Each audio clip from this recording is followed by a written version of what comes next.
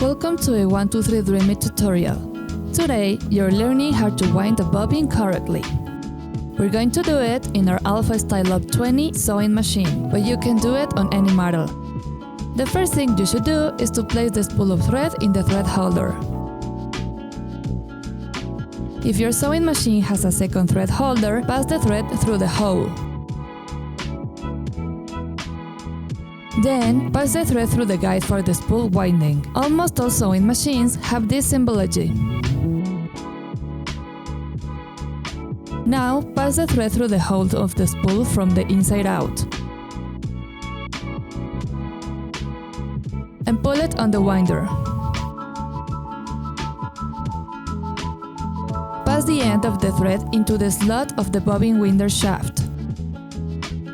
Slide to the right to secure the coil. Now, slowly step on the pedal of your sewing machine to start winding. If your machine is a recent model, the bobbin will wound automatically.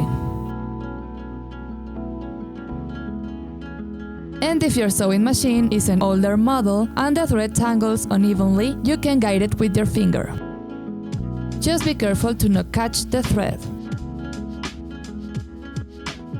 To remove the bobbin, move the bobbin winder shaft to the left again.